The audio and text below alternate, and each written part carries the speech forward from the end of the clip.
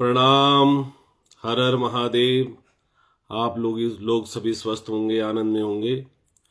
आज मैं फिर आप लोगों के बीच कुंडली के पंचम भाव से संबंधित कुछ फलादेश लाया हूं अपने शब्दों में। तो आज आप लोग कुछ शास्त्र सम्मत भी मैं लाया हूं और कुछ अनुभव वाली चीजें भी लाया हूं। तो आप लोग जो है कमेंट्स जरूर करना है, शेयर जरूर करना है। तो आज आप लोगों के सामने पंचम भाव के बारे में मैं कुंडली में ज्योतिष के माध्यम से लाया हूं। तो आप लोग अगर कुंडली के बारे में थोड़ा बहुत जानते हैं या फिर जो नए विद्यार्थी ज्योतिष के मामले में या ज्योतिष के जो जानकार ब्राह्मण लोग हैं, तो वो मेरी इस बात से अनुमोदन करेंगे कि जो मैं कह रहा हूं वो शास्त्र विदित है। तो पंचम भाव का जो कारक ग्रह है वो गुरु है। तो अधिक तौर पर जो पंचम घर से देखा जाता है वो अधिकतर विद्या, संतान, नीति, शुभ अशुभ कार्यों के बारे में, मित्रता, शक्ति, गर्भ धारण करने की शक्ति, राजनीति कैसी होनी चाहिए। राजनीति में बुद्धि बहुत लगती है, तो बुद्धि की पवित्रता, स्टॉक मार्केट, शेयर मार्केट, उच्च शिक्षा, रचनात्मक जो हम कार्य करते हैं वो सारे चीजें, धन कमाने का तरीका, मंत्र जाप का तरीका, पाप और पुण्य का विवेक, दूसरी दूरदर्शिता पंचम भाव से ही देखा जाता है। प्रेम विवाह, जैसे बालक बालिकाएं प्रेम में आ जाते हैं तो प्रेम विवाह भी पंचम भाव से देखा जाता है। संगीत है, खेल कूद है, और सबसे बड़ा कार्य होता है पंचम भाव का, उसका नाम है प्रबंधन, व्यवस्था, प्रबंधन करना। तो अगर हम इसको देखें तो पंचम भाव हमारे इष्ट को अपने देव की सिद्धि के लिए भी माना जाता है। हमारे कौन से देवता हैं, देव भक्ति के लिए भी माना जाता है। जब हमारा जन्म हुआ, जन्म होते ही हमें पता लगा ही नहीं कि हमारे इष्ट कौन हैं, हमारे कुलदेव कौन है। माता पिता ने कहा भैया ये पत्थर है, इस पत्थर का नाम नाग देवता है, इस पत्थर का नाम नरसिंह देवता है, इसका नाम भगवती है, इस पे आप माथा टेकना है। उसकी महिमाओं के बारे में ना माँ बाप को पता है, ना माँ बाप को ये पता है कि ये भगवान कौन है, इनकी शक्तियां क्या हैं, ये क्या कर सकते हैं। ना माँ बाप ने जानकारी दी और माँ बाप ने कहा और हमने मान लिया। तो ये जो विषय आता है, ये विषय भी जो आता है, इस विषय को भी पंचम भाव से ही देखते हैं। क्या मैं जानता हूं, क्या मैं रुचि रख रहा हूं उस विषय के लिए। रुचिकर भी तो होना चाहिए ना। तो उन्होंने कुछ बातें हमारे जीवन में ऐसी होती हैं जिनके लिए हम प्रश्न पूछते ही नहीं है। इसलिए नहीं पूछते प्रश्न क्योंकि हमारा पूर्ण विश्वास उस व्यक्ति के प्रति होता है। जैसे माँ बाप, तो माँ बाप ने कहा कि बेटा ये चीज है तो हम उसको मान लेते हैं। क्यों है, हमारा प्रश्न उस क्यों पे नहीं जाता है, प्रश्न चिन्ह नहीं उठाते हम। तो ये विषय भी देखा जाता है। पिता का गुप्त धन भी इसी से देखा जाता है। पिता ने कोई गुप्त धन, कोई शेयर मार्केट, LIC वगैरह वगैरह कहीं चीजें की है। जो लोग कवि बनते हैं उनके लिए जातक भरण में एक श्लोक आता है पंचम भाव के लिए, तो उस श्लोक के माध्यम से फिर आगे बढ़ेंगे।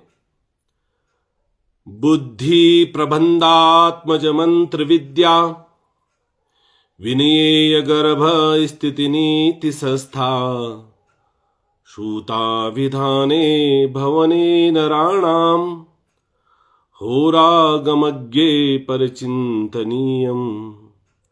बुद्धि, बुद्धि और विवेक दो चीजें अलग होती है। हम कहते हैं ना विवेक से काम करो।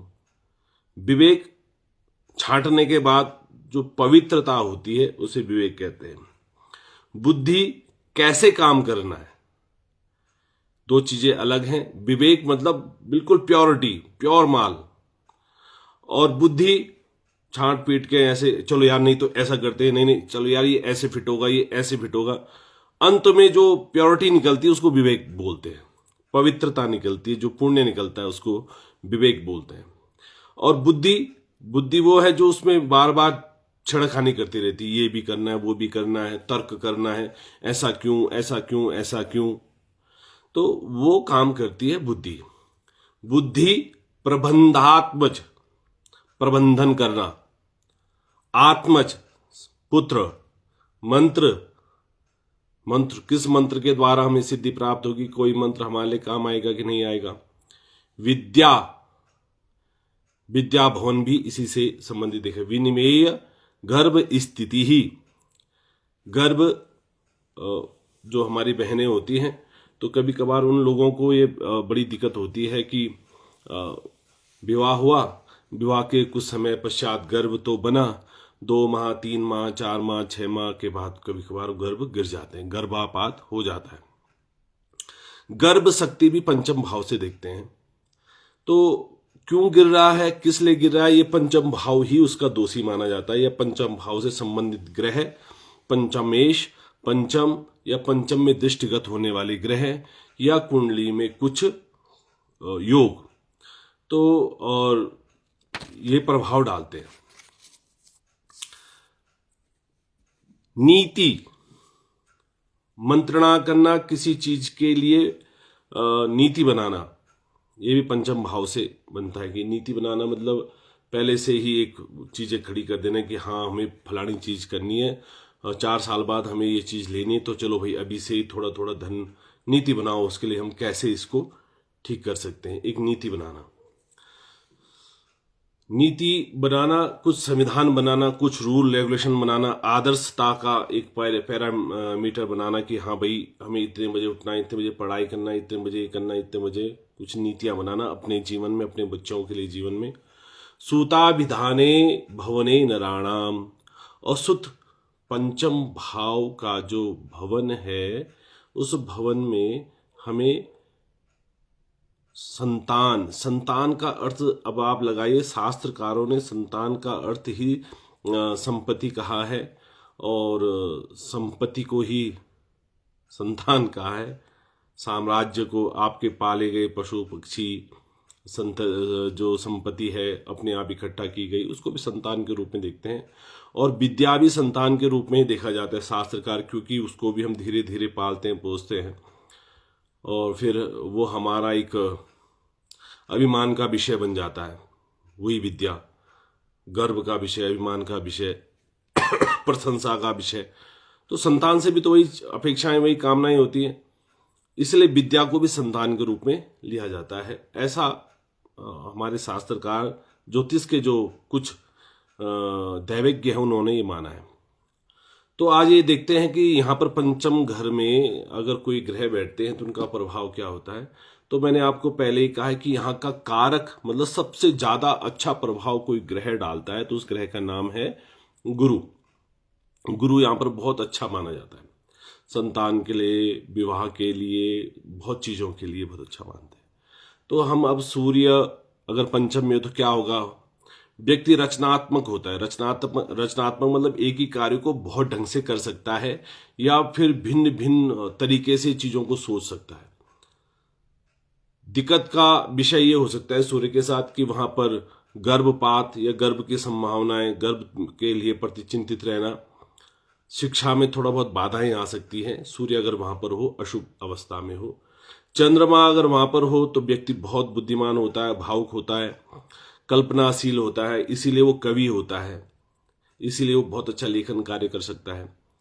संतान सुख अच्छा प्राप्त होता है।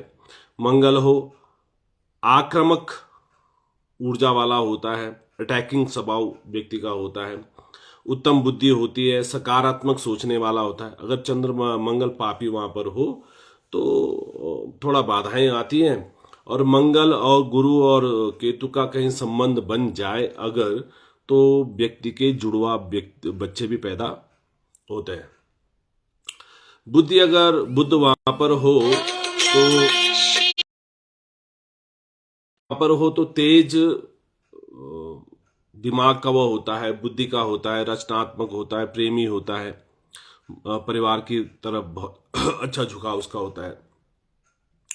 अगर बुध को भी कोई ग्रह मंगल केतु या कोई अन्य ग्रह ऐसा कोई देख रहा हो जो उससे साथ संबंध अच्छा बना रहा हो, तो जुड़वा बच्चे पैदा होने की संभावनाएं बनती है, ऐसा ज्योतिषाकार लोग कहते हैं। शुक्र अगर वहां पर हो तो पंचम घर में शुक्र बहुत प्रेमी बनाता है। और प्रेमी बनाने का अर्थ है कि गूढ़ प्रेम गुप्त प्रेम भी व्यक्ति का होता है।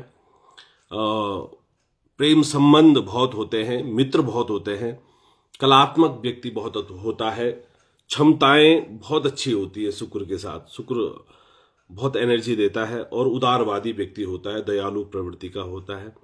और हो सकता है कि कहीं टीचर हो सकता है कि कलात्मक क्षेत्रों में व्यक्ति हो सकता है।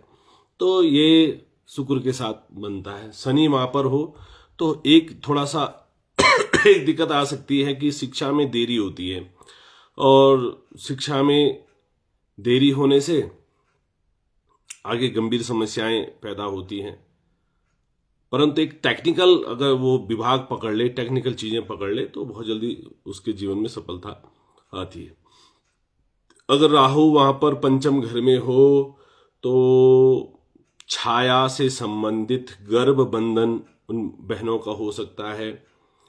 छाया भी आ सकती, मांत्री भी हो सकती है, प्रेत बाधाएं हो सकती हैं, और मन विक्षित हो सकता है। ये भी हो सकता है कि वो कन्या या पुरुष जो भी हो, अगर वो पढ़ाई कर रहे हो, कोई भी बड़ी विद्या उन्होंने प्राप्त कर ली हो, तो वो भविष्य में उनका वित्तीय अर्जन का क्षेत्र नहीं होता है, उसमें वो पैसा नहीं कमा पाते, वो अन्य क्षेत्र में पैसा कमाते हैं।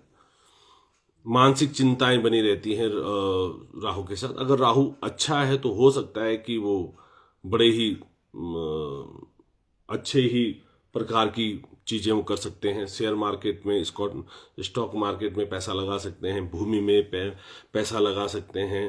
और जो लोग पैसा देते हैं और फिर 2% 3% पे लेते हैं, ब्याज में पैसा देने वाले लोग, तो पंचम घर में राहु जिनका होता वो कर सकते हैं ऐसा कार्य। केतु वहां हो तो भाव सहयोग होने से, भाव के सहयोग होने से मतलब भावेश पंचमेश का भी अगर संबंध केतु से हो तो संतान जुड़वाएं होती हैं, 3 4 संतानें एक साथ हो सकती हैं, ऐसी संभावनाएं कही गई हैं। रचनात्मक कार्य करने में सक्षम होता है। तो ये कुछ मैंने बताए हैं। बाकी सबसे अच्छी स्थिति पंचम में गुरु की होती है, तो गुरु बहुत प्रभावशाली वहां पर माना जाता है। तो आज सिर्फ भावों के बारे में चर्चा, मैं चाह रहा हूं कि अभी 12 भाव तक चर्चा करेंगे, फिर उसके बाद फिर योगों पे आएंगे, फिर दशाओं पे आएंगे। धीरे धीरे आप लोगों के जो प्रश्न होंगे उन प्रश्नों को मैं लेना चाहूँगा। रोशनी भट्ट जी, भाभी जी प्रणाम, आप स्वस्थ होंगे, आनंद में होंगे। मेरी कुंडली भी देख ली जी जरूर, भाभी जी आपकी कुंडली जरूर देखेंगे। बाबू जी प्रणाम, कैलाश मणि जी नमस्कार भाई, क्या हाल है। और हमारे दिगंबर भाई जी, टीटू भाई साहब राम राम, आप भी स्वस्थ होंगे, आनंद में होंगे। जो लोग भी ये देख रहे हैं इसको शेयर करना है, फॉलो करना है, कमेंट्स करें और प्रश्न पूछें। प्रश्न पूछने से बहुत अच्छी विशेषता ये होती है कि मेरे अंदर भी जिज्ञासा होगी और आप लोगों के प्रश्नों का उत्तर भी मिल जाएगा। तो भाभी जी आप कुंडली भेज दीजिएगा, मैं जरूर आपकी कुंडली देखूंगा। तो प्रणाम, जय हिंद, जय भारत, जय उत्तराखंड। आपके प्रश्नों का इंतजार रहेगा। इसको शेयर करें, फॉलो करें, कमेंट्स करें, अच्छा लगेगा अगर ये चीज़ें होंगी। 10 लोगों के पास पहुंचती हैं, कुछ कमियां नज़र आती हैं तो उनका आप जरूर कहें कि यहाँ पर ये कमी है, इसको सुधारें, तो हमें सुधारना चाहिए। प्रणाम। हर हर महादेव।